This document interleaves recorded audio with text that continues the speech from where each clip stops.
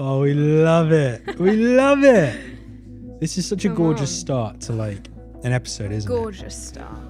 Hello, Jordan Dean. it? Indi Kent, couple of kids that grew up in church hosting a conversation around sharing their faith. Who let us do this? I don't know, I don't know. but I'm very grateful for the opportunity. Yeah, It is true though, isn't it? We are going to be hosting a conversation around sharing faith in the day-to-day. But I suppose if we were to just deconstruct that, there's obviously the faith element and then there's the sharing of the faith. And one thing that is so fun about our stories is I feel like I mentioned at the start, we did both grow up in the church kids. But that's not to say I know exactly what that story has been for you. So please tell me, what is the origin story of Indi Kent? How did you come to faith? So I grew up in quite a large family. Paint a picture for us. I have 5 siblings, so I'm right slap bang in the middle, Wow. middle child. And we grew up in a little village in Sussex, and my grandpa ran the church, and I have about like 17 cousins. And What's Christmas like? it was mental. It was mental. We were super we all still are so close, like literally my best friends. Wow. And all of our dads were in a band, which some people might know is called Delirious. And so as cousins, we would tour with Delirious when they were touring for like every summer until we were teenagers, pretty much. Wow. So you get pretty close. And so basically very tight-knit family. Grandpa ran the church. Everyone lives within like 1 mile of each other. No way. So it has its pros and cons. And just grew up. Family was such an important part Yeah. of life, of values. And the church I grew up in was very charismatic. There was the Holy Spirit, talk of the Holy Spirit. I watched the Holy Spirit move when I was so young. I watched people get healed and like miracles happen and people like lapping around the church, doing all sorts of things, which was really cool. Did it feel normal for you? Because it's just what you were growing up in. Yeah, totally. I didn't think it was really cool because I got to my teenage years and you'd go to youth camps and stuff and see God move like that. And most of my friends would be like, what the heck is going on? Like, this is so weird. And I'd be like, oh no, I've seen this before. I know he can move like this. So, I'd spent a lot of my childhood traveling with my family. So we saw a lot of different places and got to experience lots of people's ways of life and cultures and so many different ways of people doing church, and some great, some not so great. Sometimes it was difficult seeing behind the curtain, sat in the green rooms, seeing people come off the stage and be a whole nother, it's just sometimes you see the good, the bad and the ugly.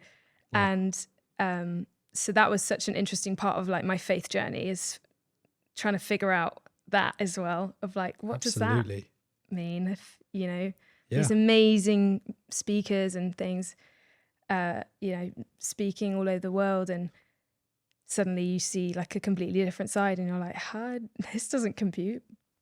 So it was such an interesting like experience growing up. And then we moved to a city, just the closest city to the village, basically, when we were teenagers, which is Brighton. And we did our teenage years there. So we joined a new church. There was like no youth. So my older sister was in youth at the time. She was the first youth to ever be in the church. Wow. I did my teenage years in Brighton. I struggled with school. I really hated school. And I just found dynamics of girls and all my mates self-harming and like loads of stuff just going on at school no one really seemed to talk about outside of school or in youth. And you're like, this is so much going on here. No one's talking about it. This is crazy.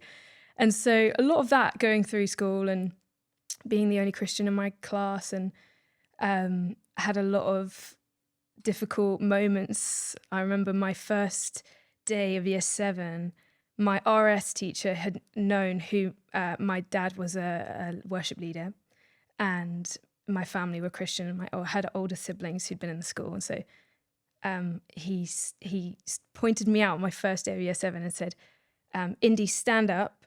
You're a Christian. And he said, explain how God split the seas. And you're like 11. And I hadn't told anyone I was a Christian. No I was way. like outed by my RS teacher and completely like put me out basically in my whole school, in my whole class in that moment.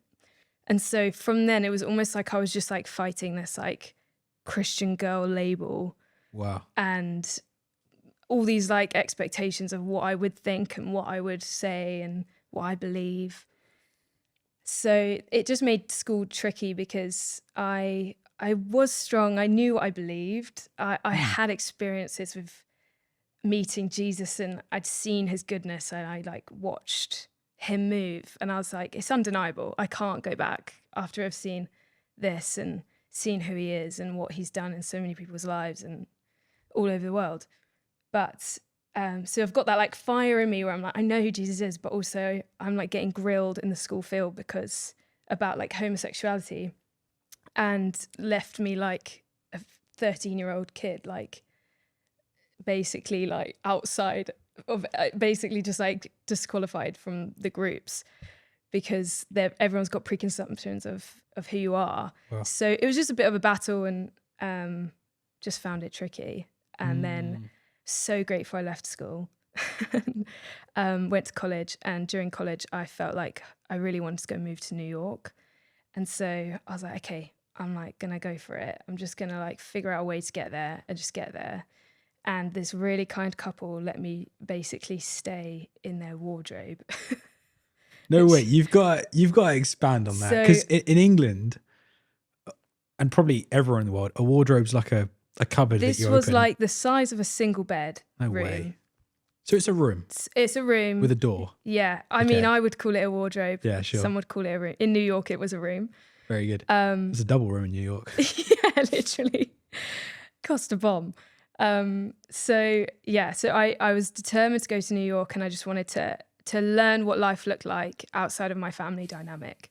Wow, because I had huge. Been, one of the Smiths, right.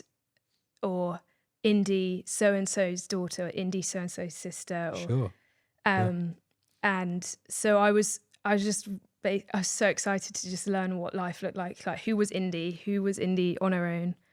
No kind of preconceived ideas of who I was.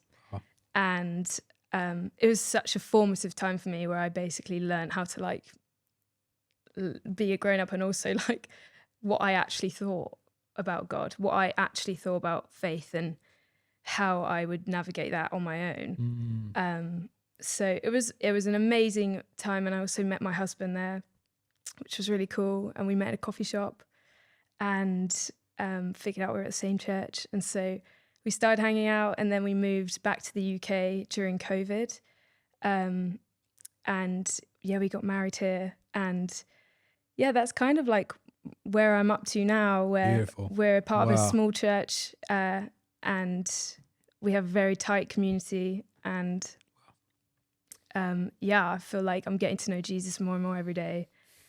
And yeah, that's kind of where I'm at with my faith. That's amazing. And what I love the most about your story is the fact that, and I suppose this is something that I can relate with as well, this idea that there was an element of faith growing up that was somewhat inherited. And there's a level of deep gratitude and honor for that. You know, the fact that there was a family of Christians who were just keeping us in the church. But then you kind of hit that age where you're like, no, I need to figure this out for myself now. Mm-hmm. And for you, it looked like New York, which is so special. And so then you went on this own journey where you're like, who's Indi? Who's Indi without the inherited faith? Mm-hmm. I suppose for you, what's the biggest change you've seen with Indi, who went out to discover faith for herself? It was a lot of unlearning. Like, there's so much you learn when you grow up in church that sometimes you have to unlearn. Wow. You have to like actually go back to square one a bit. And there's a few things that are maybe quite skewed that you learn. What's an example of that? Can you think of one?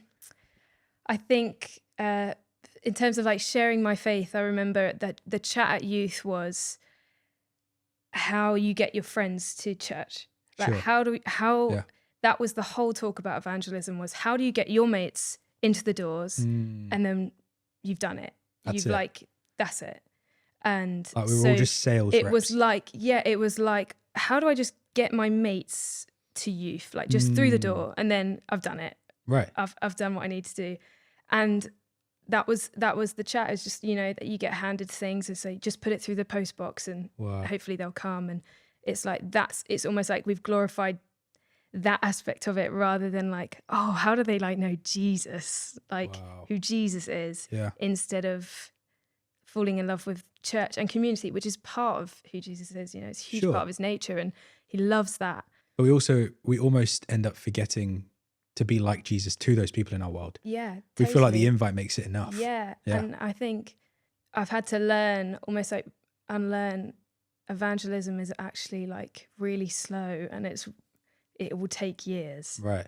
And it's not about getting your mates to church, and actually it's about meeting them where they're at. It's about going to the places they're comfortable. Yeah. And this whole time I was like wanting them to come to a place I feel comfortable. I feel so comfortable with church. It's where I've grown up. It's like people I know. Wow.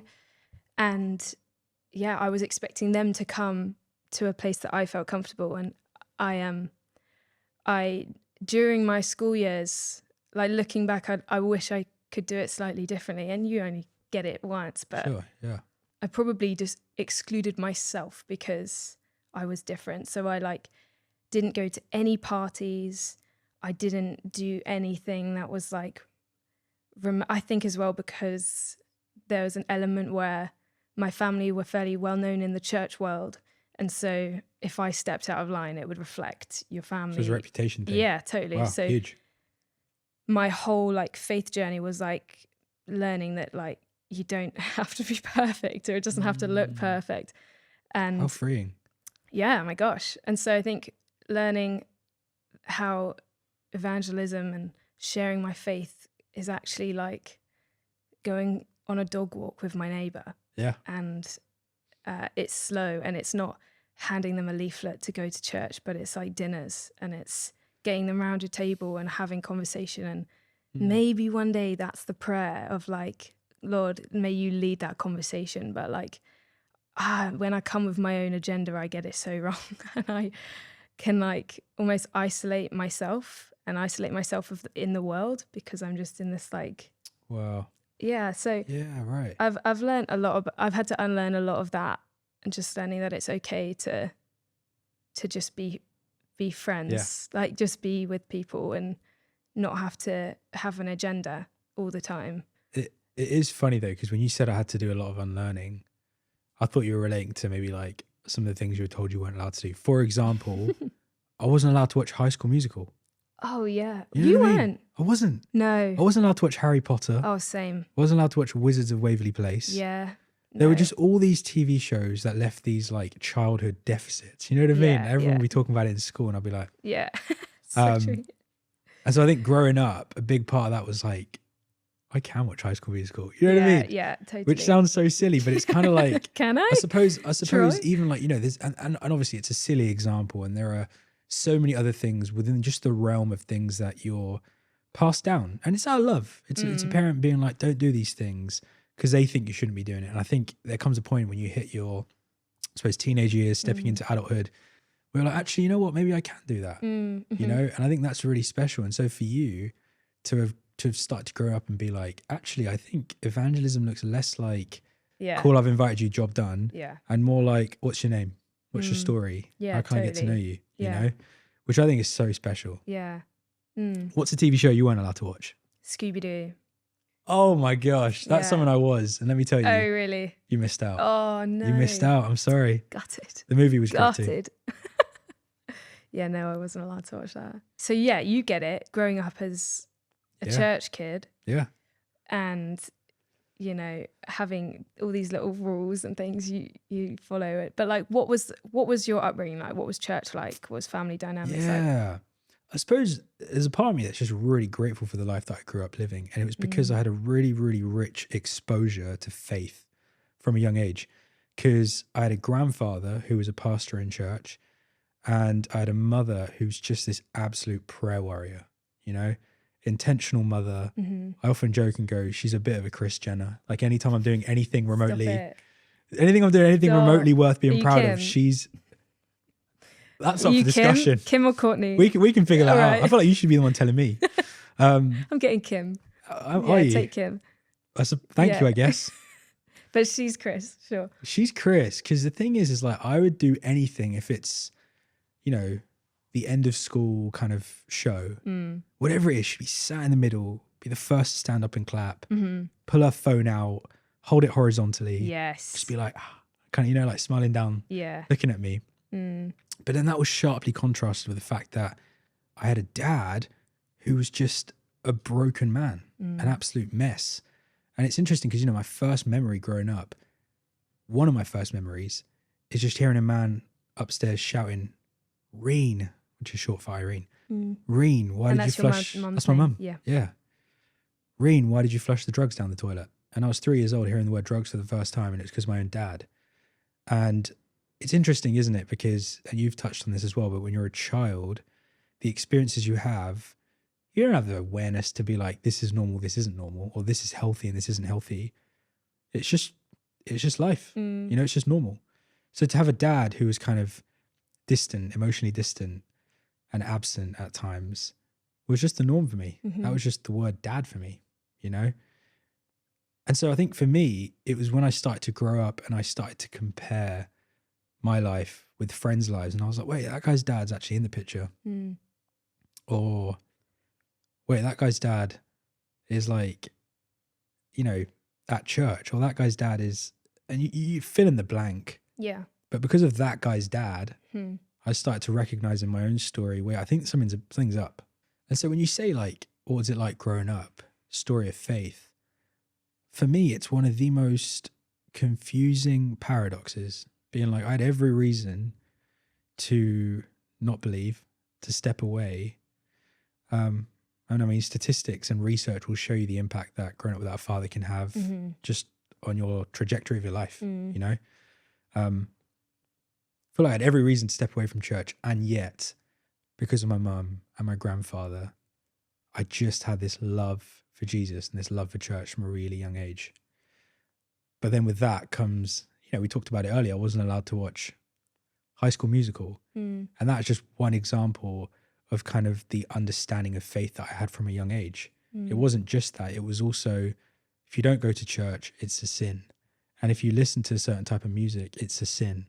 And really, faith for me was sin management, you know? So even what you talked about earlier, where it's like, oh, actually there's a freedom to it.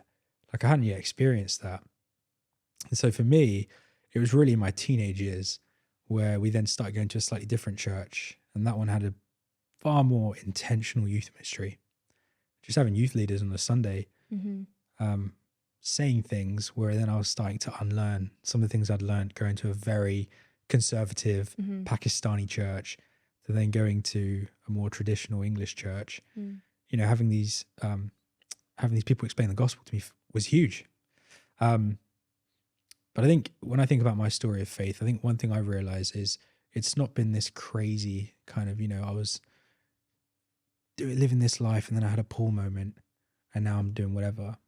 It's been more so going, I grew up, and because of the fragmented understanding of fatherhood through the lens of my experience of my own dad, I wasn't able to see God as my father. And actually bit by bit, story by story, moment by moment, from, you know, the age of 8, when my dad left the house, right up until now, God's just been so involved in the way that he has used people to be a blessing in my life and step in as father figures and role models and spiritual parents to play a part in that significant healing, you know? And so even for me now then, when I think about sharing my faith, I look at, you know, what faith was like when I was a kid, which was very much rules and just getting to church and all this kind of stuff, to then what faith evolved into, which was people stepping into my life and being intentional and getting to know me more intimately, and then speaking into those areas and helping love those areas. For me, I'm like, if I want to share my faith, if I want to be a person that represents Jesus in this world in my day-to-day, I want to help create that experience for others too, where it's like you get to be truly known and truly loved. And God knows the hopefully the healing that can then be a part of this world if more people can live a life like that. Yeah, that's so sick. Someone once told me, you can only lead someone into the freedom you've experienced. And I'm like, that's Huge. Exactly you. Yeah. Like, you experience the freedom, and then you're able to like kind of show people what that looks like, and you're living it out. It's not just words. It's like there's like weight to the words you're saying, and the weight to like your actions with the people you're around, which I just think is so cool. And it's cool how he uses our stories to do that. Yeah. And even on the thought of him using our stories, it's interesting because, you know, we talk about sharing our faith, and we sometimes think that means standing on the edge of Oxford Circus yeah, and reading out a passage. You know, is that sharing your faith? Maybe it is. Yeah. I wouldn't be surprised if there are stories of people who have come to faith because of 100%. But when I think about sharing my faith, I'm like, my faith journey has been, my life should have gone this way, and instead it went this way. Like, my life should have followed statistics of fatherlessness, but instead I get to live this life where I carry no symptoms of brokenness. You know, I get to live a healed life. And so when it comes to sharing my faith, I'm like, a lot of that is sharing my story, you know, and looking out for the younger Jordan Dean who's still in that brokenness, and being like, how do I reach out and share that hope for healing to that younger Jordan? And I feel like that's your story too. You know, you talked about your struggles in school, and no wonder why, you know, being your friend, I get to see you really kind of go, God, you've broken my heart towards young girls in schools. And now that's become something that you really care about. And I love the quote you shared, because, you know, I remember I heard a quote a couple of years ago. I must have been about 20 years old when I heard this. It's about 5 years ago. And it was this quote that said, our scars can become lighthouses for those heading towards the same rocks that we hit. And it's interesting because when you think about it, like, sometimes when you have a wound, there can be a lot of shame attached to it. But if someone was to go, don't worry, look at this scar, I've had the same wound before. One, it makes you go, oh my gosh, I'm not the only one going through this. So firstly, that shame is actually reduced. But then secondly, it gives you this hope for healing. And now that shame then gets replaced with hope. And so that's why for me, it just became evident. I was like, the more I experience healing, the more I want to share and open up about these scars and just be like, yeah, this is my story. This is what I've been through, hoping that someday someone can be like, yeah, I identify with that. And thankfully now I know I'm not on my own, but also there's hope for healing. So tell me, like, how your upbringing, your family dynamic, how did that affect how you share your faith now? I think one thing I realized is, because I experienced deep healing, I then also got to experience a lot of that shame that was attached to it just completely removed, and I got to experience extreme freedom. So to answer your question, how has my story impacted the way I share my faith? Well, it's because now I actually talk about my story. You know, growing up in school, I was so ashamed that I got really, really good at just hiding my own story. And so people would be like, oh, so tell me about your parents. What do they do? And I'd be like, oh, you know, mum's a nurse. Dad lives in Oxford. What about you? And I'd very quickly kind of just pivot because I just wasn't ready to have that conversation. I wasn't ready to open up about where I was at. And they would either kind of be like misdirected and be like, yeah, cool, I suppose my parents do this. Or they'd look at me and be like, this kid clearly doesn't want to open up about his dad. I won't go there, you know? But it wasn't until I was 19 years old and I was sat in the car with a man who has now just become like a father figure for me. But we just formed a very new friendship. He's 10 years older than me. We sat down in the car and he just went, tell me about your parents. And I was like, yeah, you know, mum's a nurse, dad lives in Oxford. What about you? And he's like, no, tell me about your dad.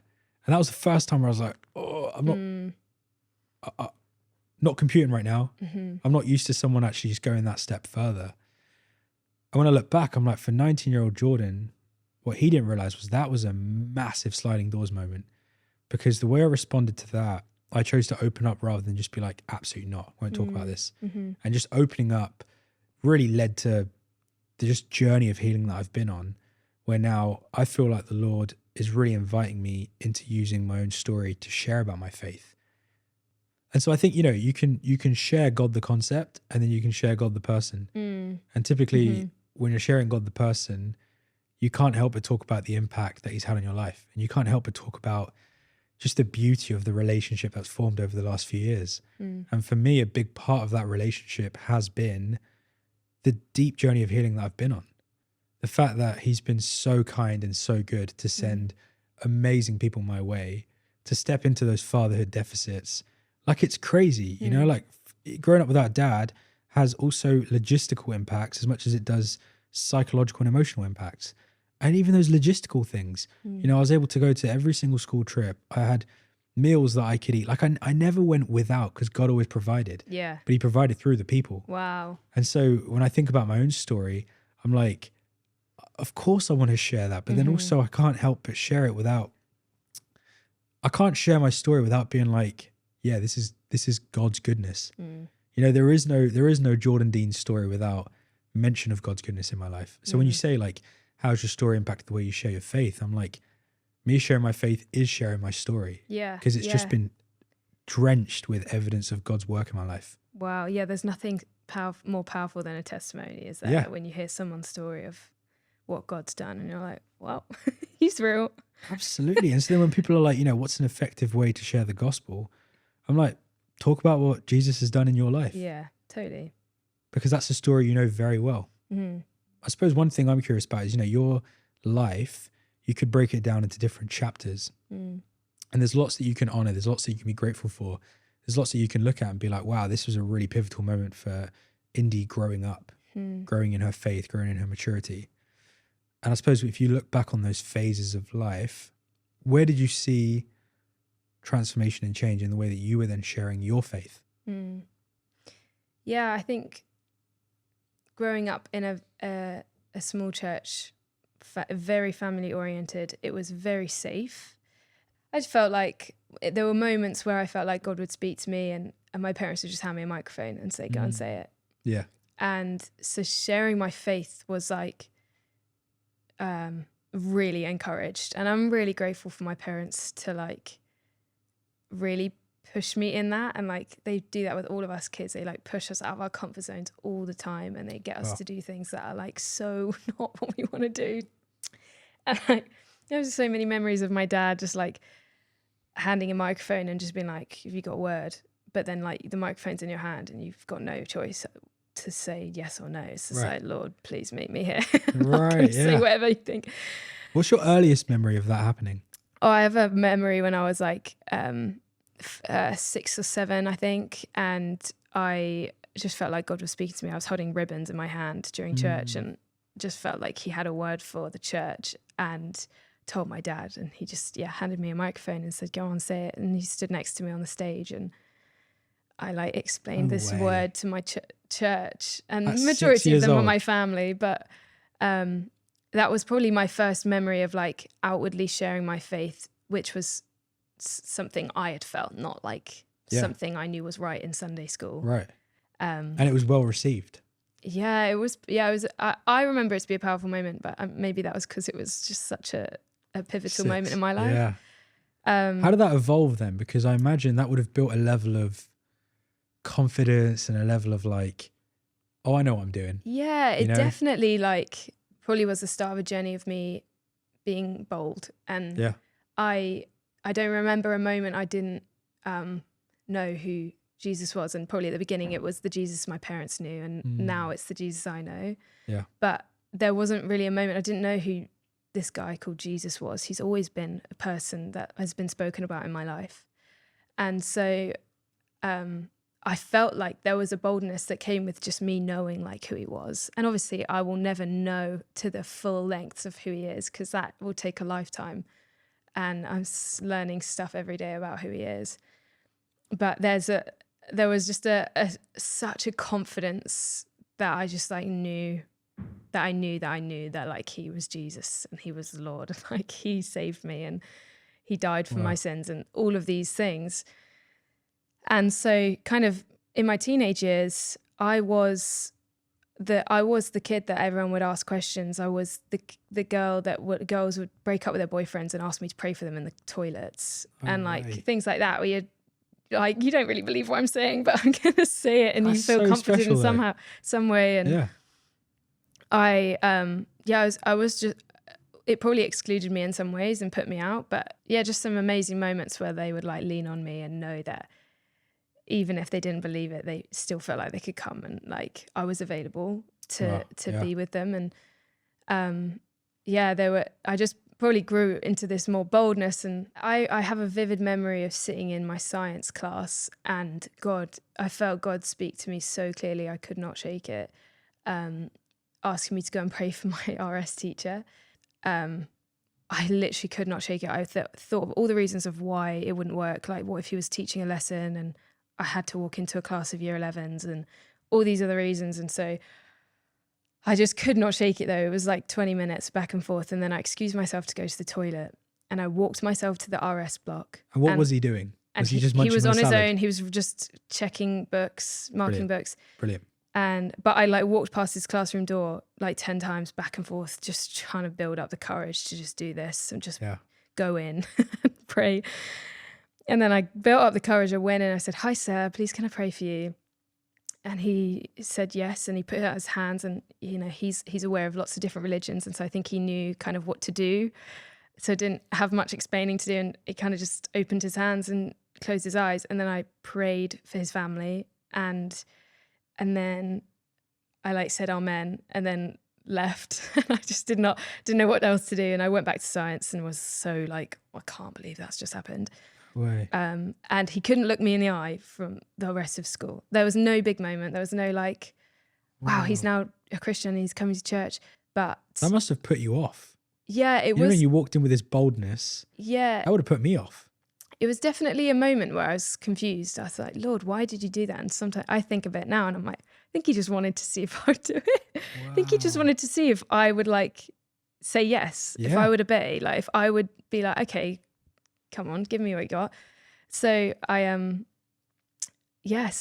did it. But then I think now like that kind of boldness since that moment probably not dwindled, but maybe become more like of a cautious faith of just like so evangelism for me now probably looks more like having my neighbors round for dinner. It looks more like relational. And how would 15-year-old Indi react to you saying this? I think that she'd be so confused and probably think I wasn't very Christian. Wow. But I think actually I've learned that there is so much trust that comes with talking about faith that you need from people. There's so much like relationship and foundations to be built before you kind of go there. So it's definitely shaped, and it will probably continue to mold as I get older and learn more about who he is. And this is one season I'm in. Indi, here's what confuses me, because I'm sat here today with you, and of course I know you as Indi Kent, who runs this amazing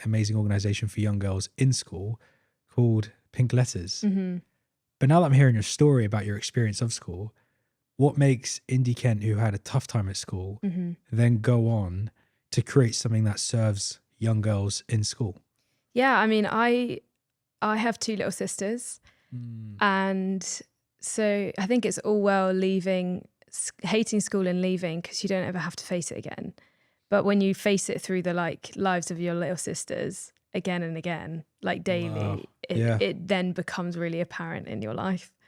And that's kind of what happened. So I would watch them come home with all the same stuff I did, just like, what does this mean? And like, why did they treat me like this today? And then they were my best mate yesterday. And just a lot of confusion and a lot of questions and just difficulty, girls being really mean and boys also being really mean. And there's just some difficult moments at school, and I remembered it through them. And I was like, okay, surely like there's something I can do to help. And I didn't think about setting up an organization or doing anything like close to that. I just was like, how could I help my sisters? Wow. And I asked my little sister Ruby if I could do anything to help her. And she said, she had the most genius idea. And she just said, could you just write me a letter and put it in the post box outside and just tell me like all the things you wish you would have told your younger self. Like just tell me all the things you wish you'd known, you wish someone would say to you that they didn't. And I thought, oh, I can do that. So it was as simple as writing my sister a letter and thinking maybe the girls in our local youth group would also like one. And so I literally put it out as a Google form on Instagram, and I had no like goal. I had no idea of what, I had no ambitions as to what this could have been. It was the girls in my youth group that I was a youth leader in our church, and I was just like, oh, how cool to be able to speak into these girls' lives through a letter. And I put it on Instagram, and I had about 700 girls sign up that day. 700 girls who wanted a letter from you. Yeah, that day. So in between the ages of 11 to 18. So yeah, it was. I don't think I've had that many likes on a photo. You know what I mean? Oh, Jordan. So just to put it, no, it's fine. I've come to peace with it. That's just not my story. You know what I mean? I'm not the Jordan Dean that gets 700 likes, but you get 700 requests for a letter. That's a big number. Yeah, and it was scary because I had no GDP. Was it? How do you say it? GDPR. Yes. Thanks for that. Very important. No safeguarding. It was a Google form, and so there was obviously some holes in and gaps in the system because I was not expecting this. I was 18. I'd just left college. Wow. And I was just overwhelmed. I felt the responsibility of it was massive. And so started writing these letters to these girls, and the response was overwhelming. And the messages I got, and pictures of girls putting them in their school lockers and putting them on their bedroom walls. And one story, one mum told me she was cleaning out her daughter's blazer pocket at the end of a school year and found one of our letters in the inner pocket. Yeah. And she asked her daughter what this was. And it was a letter I'd written to girls. And I said, oh, if you forget who you are, if you need reminding of the truth about who you are, just take this and go and read it in the school cubicle when you need to know. And this sweet girl had opened it so many times in the school cubicle that the letter had completely faded. And so the mum asked, what is this? And she says, oh, like Indi told me, like, just to go into the school cubicle and just read the truth over myself. Truth that's come straight from the Bible. Wow. And so, it was just wild. So, basically started writing letters, and it's just grown. And I get to share stories of my life and get others to tell their stories of things that they went through at school, and really just want to bring a bit of light to some of the things that have been kept in the dark, even within church youth groups and things that we need to talk about. And so, it's been an amazing journey of just learning more about who he is and who I know he wants his girls to become. Yeah.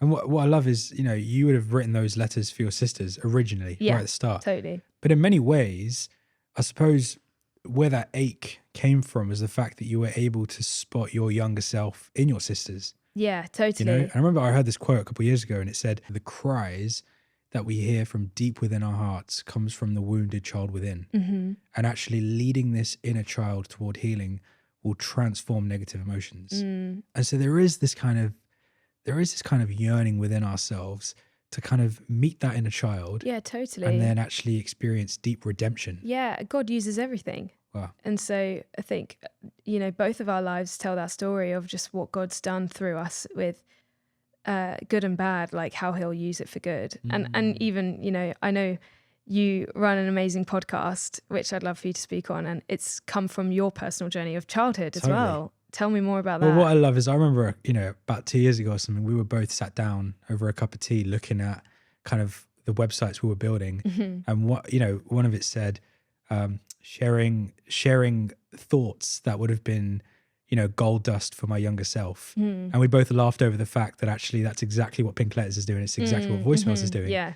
It's essentially just going, what did my younger self need? And what can I do to speak that to my younger self, so that if there's someone out there who relates with my younger self, may they have a different story, may they have a different experience, which is beautiful. And so, in 2021, right at the end of the year, I released a podcast into the world. I had no idea what I was doing. I wasn't like trying to be the next, fill in the blank podcaster.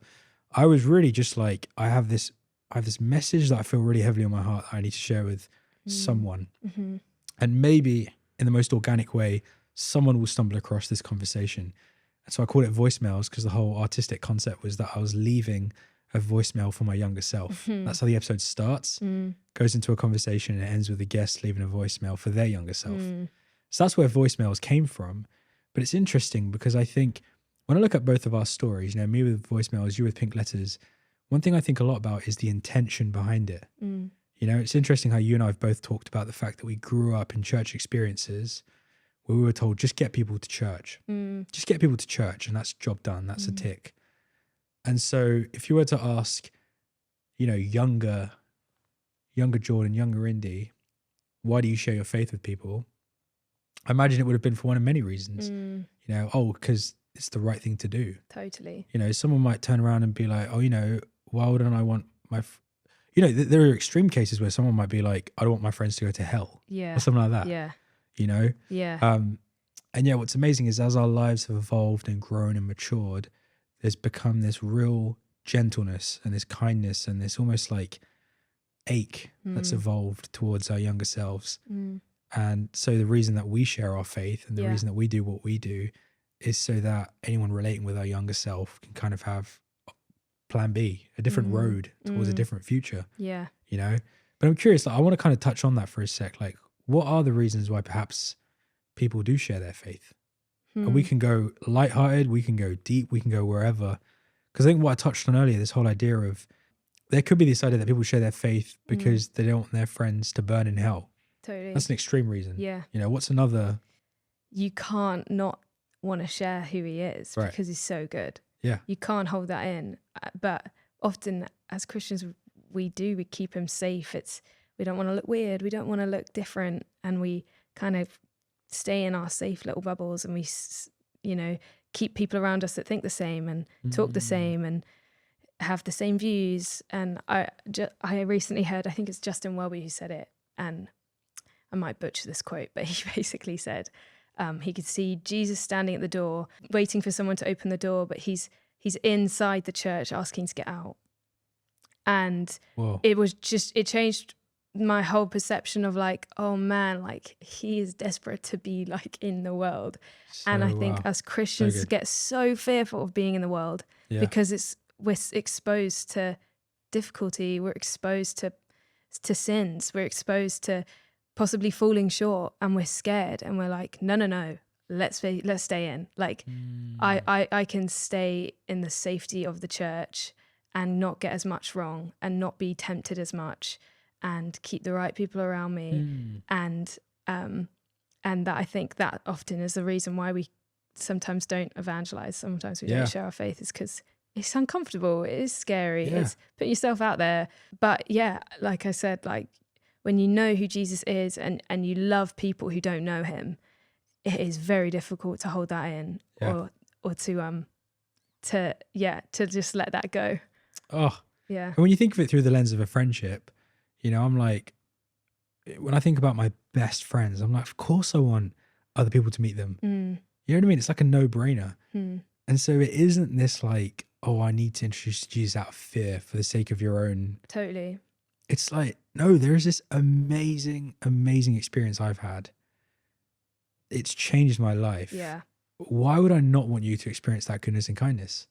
You know? And I suppose that is our heart towards even hosting these conversations. Yeah, totally. Is, you know, like recognizing the fact that we have so much to learn. There's so much to learn. So much to learn. But then also, this isn't a 2D conversation. No. This isn't you can't get a textbook which goes A to Z. Here we go. A to Z for the Brits, sorry. Yeah. Here's how you do it. Yeah. It's 3D, it's messy, it's chaos, it's unpredictable, there is no right room or for wrong. failure, but also room for learning. And so I think that's ultimately why I'm like, let's just get in a room with as many people as we can and just go, what's your story? Yeah, totally. Because there isn't one way to do it. Yeah. And there are going to be people who are getting on planes and traveling to the other side of the world to share their faith. Yeah. And there are going to be people hosting dinner parties with their neighbours. Yeah. It's going to be street preachers on Oxford Street. Thank you. Yeah. Exactly. Yeah. Come on. Yeah. And so what I love is the fact that hopefully what these conversations can do is unbox exactly what sharing your faith looks like. Yeah. And just kind of go, it can look way more normal and way more in your everyday than you think it could. Yeah. And it doesn't need to be this once every 7 years off the back of an amazing event, amazing camp where you kind of go, yeah, I'm ready to share my faith now. It's like, no, it can be the presence that you are in the coffee shop that you walk into. Totally. And it can be the kindness you show to someone on the street, you know? Alternatively, it can be hosting a dinner party for all your neighbors and just being like, we're going to do this every other Monday or whatever. Let's you know. go. Yeah. And so I'm excited to kind of sit with you and just learn from peeps. Yeah. Yeah. Ready to learn. It's going to be interesting. I think we'll learn a lot on the way. I'm very grateful for you sharing your story. Thank you. I don't take it lightly. And it's such a beautiful story of just maturity in Christ, but also understanding the beauty of relationship when it comes to sharing your faith. Mm-hmm. Yeah, come on. Same goes. Let's do this. Oh.